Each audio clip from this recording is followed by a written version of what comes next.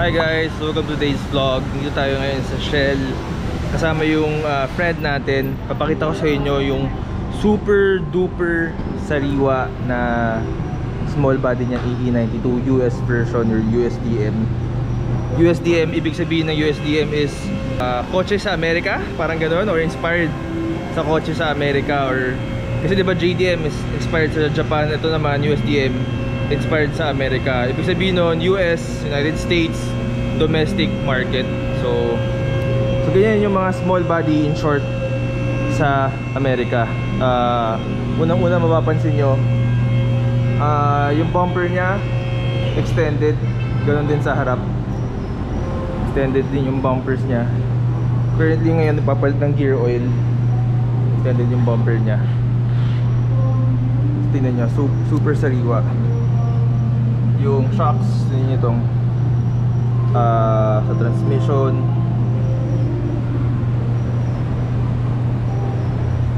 Super fresh ng kotse na to. Mamaya papakita ko sa inyo yung loob and yung exterior nya overall pag natapos tong magpalitan ng gear oil. Yung sariwa din ng muffler. Super sariwa ng kotse na to. Halos lahat pinaklas na nila, or halos lahat pinalitan na nila ng bago, or iba na repair, or new old stock, ganyan. So yeah, itong kotse na to, first owner sila ng kotse na to ever since nasa kanila nila, pero binenta nila, tapos binayback ulit nila, tapos pero yung pagka-buyback nila medyo nabulok dahil sa kalumaan. So yung friend natin ni-restore niya ulit to the original, pero ginawa niyang US version. Pati taillight niya USDM, walang orange, lahat red. Yan yung plaka nyo, Toyota Bay Ridge, US inspired plate. Tapos naka hubcap din siya eh. Alam ko OEM din tong hubcap na to eh, na stock. Natapos na palitan ng gear oil yung kotse. Tingnan nyo, appreciate lang natin gano'ng ka super ganda. By the way, itong kotse pala na to, na-shoot ko na siya before, hindi pa ako nag-vlog. Shoot ko siya ng film. Pakita ko sa inyo yung mga film shots ko dito. So super ganda, super parang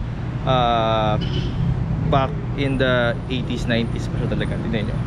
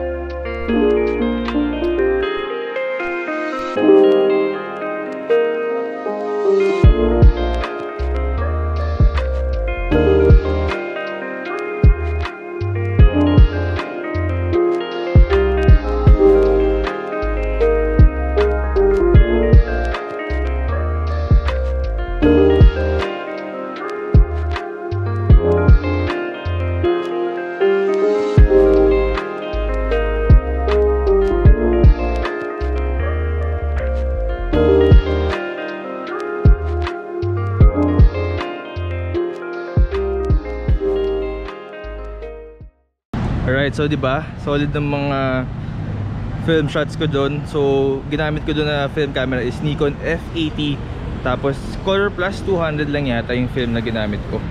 So simulan natin sa likod. Yung nga sabi ko kanina, naka USDM bumper,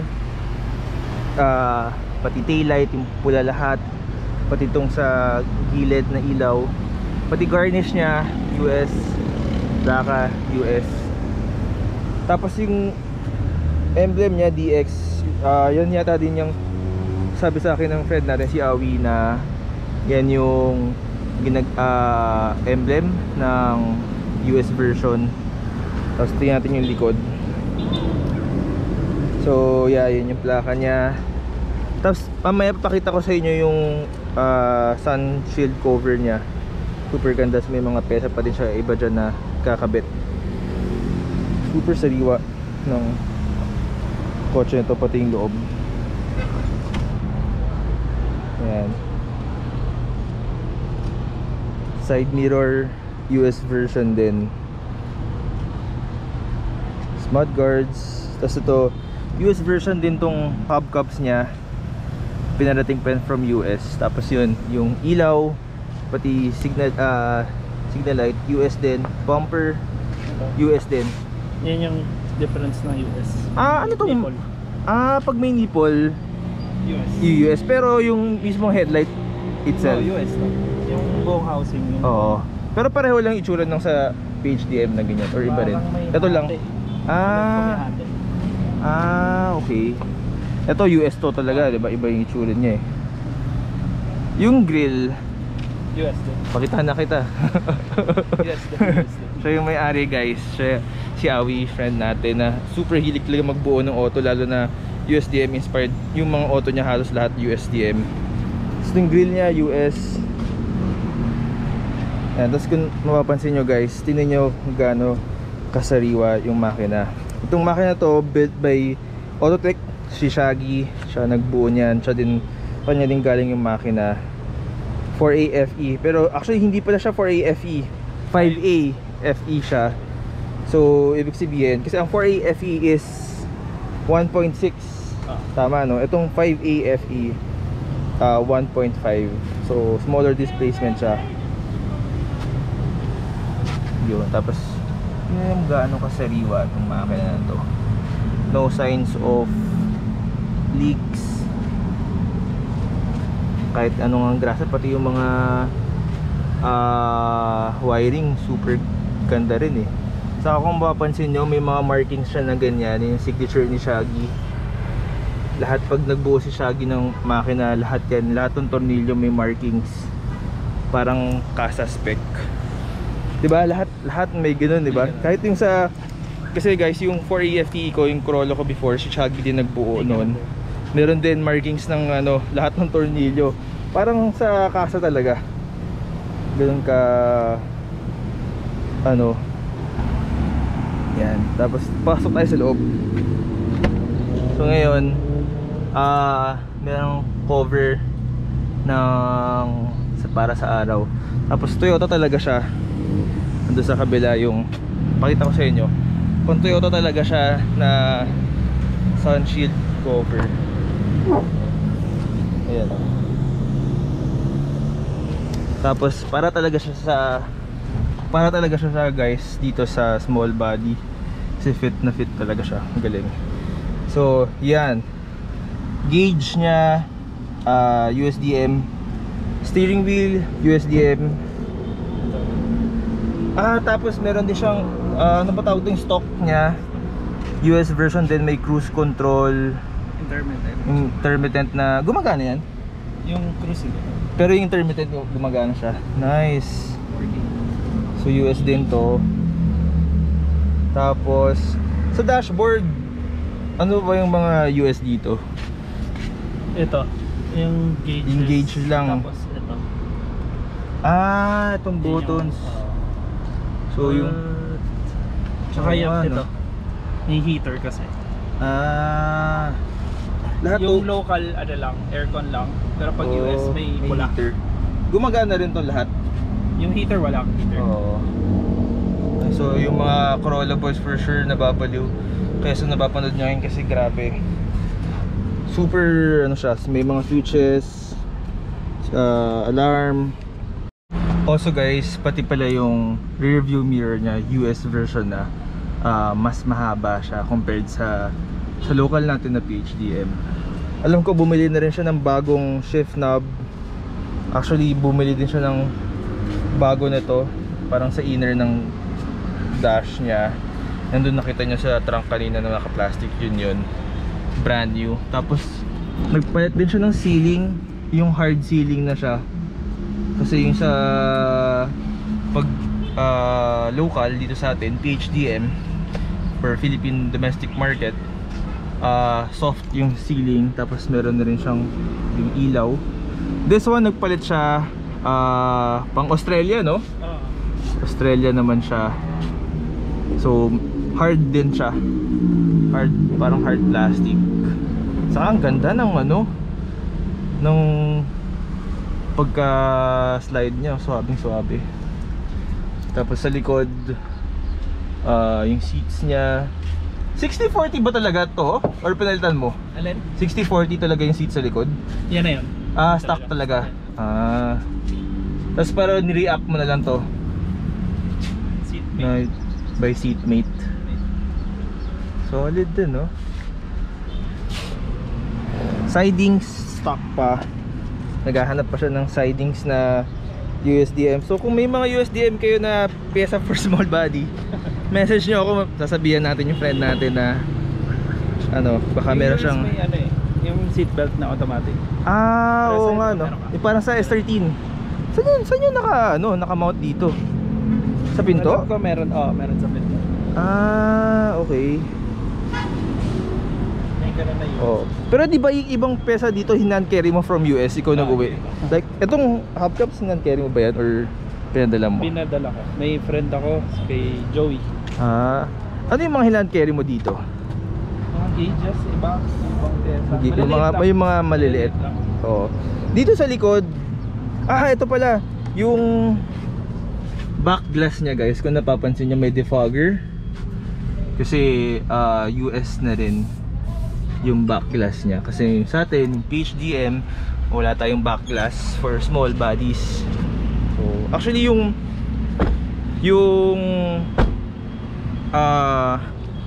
tanggalin lang natin to. Itong windshield niya sa harap, brand new rin yan na Toyota, pinalitan niya. So yeah, pati yung mga may mga ano to ibig sabihin na to? Nagpalinis ako kay Okay, 11-12 sa BF. ayos.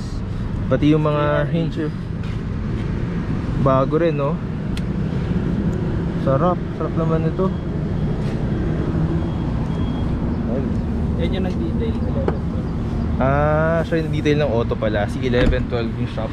Saan yung shop niya? Sa BF eh. Sa BF. Tapos naka S-Tech din na tint siya. Parang bluish, no? Ewan ko kung nakikita sa camera, pero parang gano'n. Tapos naka hood dampers. Sobrang tuwang-tuwa talaga ako sa makina to. Huling kita ko ng kotse na to before pandemic, di ba? Okay. During ba yun? Nag-shoot tayo na film? Siya na pandemic na ba yun? Di pa yata eh. Bira rin yung tao dun sa ano, di ba? Oo nga pala, wala sa Makati. Tapos yan, ganyan na yung itsura niya nun. Hanggang ngayon, ganyan pa rin. Super fresh. So probably ito yung pinaka fresh na small body nakita ko. So hindi clickbait yung ano natin, YouTube natin, na ito yung pinaka fresh na small body. Kompleto lahat, oh. Sa upuan, pareho lang lahat ng US. Ay! Hindi ko alam. Yung may moonroof din ba sila? Meron. Meron sa kanila. May nagpapauwi nun eh, pero paglalagay iba ka? gusto roof cut eh. Kasi nakakapanghinayang eh, no? Pero super. Saka mahal. For sure. Tsaka mahal din pyesa ng Corolla ngayon. Dati mura lang eh. Kaya nga.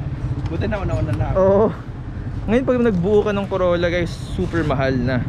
Unlike before, like 5 years, 8 years ago, walang pumapansin. Ngayon talaga ginto. more on nakafocus yung mga tao kasi before sa Honda eh. Pero ngayon Corolla talaga, as in, dami na rin na nagbubuo kaya ang mahal. So yun, pakitaan ko kayo ng malupit na montage by Bombit Gang.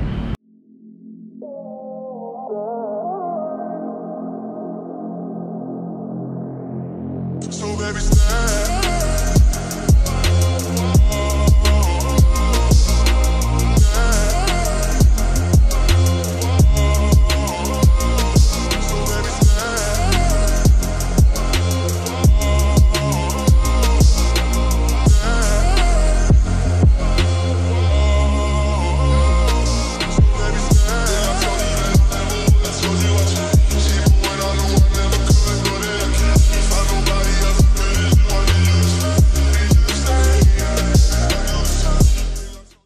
So yun lang guys, gusto ko lang i-share sa inyo itong small body ng friend natin na si Awi. Hindi lang ito yung kotse niya, meron pa siyang big body naman na ganito din yung itsura. Super fresh, super stock. Yun yung hilig ni Awi kasi guys. More on ano siya, purista. Pati yung Mini Cooper niya ganun din. More on talagang stock, super clean and super duper fresh na parang brand new. So yun, yung big body niya, baka mapakita ko rin dito sa vlog ko. Ganito rin yung itsura ng big body niya. Ganito ng paint, super stock, naka hubcaps din. Mahilig siya sa hubcaps eh. Mga type niyang kotse, medyo yung downgraded, downgrade niya yung kotse, like this one. This one, ito yung pang low end na garnish. Kasi usually mayroon taillight dito or parang yung parang ilaw dito na pula din, pero ito yung pang low end. So yun yung mga type niya. Alam ko yung big body parang low end din, di ba? Oh, yun yung hilig niya. Deviate siya from the norm. Ibang tao gusto mag-upgrade to high end, siya ginagawa niya, i-downgrade niya para kasi yun yung mas parang mas raw nga talaga and mas simple. Less is more. So yun, sana yung big body niya mapakita ko rin sa inyo and yung mga iba pang kotse ni Awi. Getong-geto rin yung itsura nun. So yeah, dito na natatapos yung vlog natin. Sana nag-enjoy kayo sa quick vlog ng small body na to. And yung mga merch natin available pa sa buzzymotorsport.com, and also yung NFT natin available din sa OpenSea.io/buzzymotorsport. So yeah, comment down below guys kung ano pa yung mga gusto nyo makitang content sa channel natin, para may bago naman. Kasi puro paulit na lang tayo ng vlog. Hindi naman sa paulit-ulit, pero something new ba? Kung meron kayong suggestion, message nyo lang sa comments down below.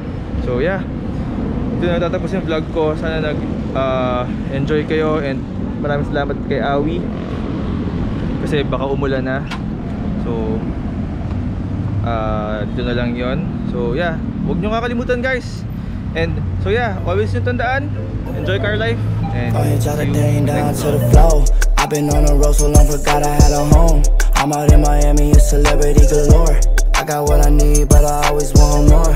Always going all this, why they call me no north. But you could call me Norte. In a 911, pull off in a Porsche. I ain't never losing sleep on what these hoes say. Just get my good side, make sure that shit 4K.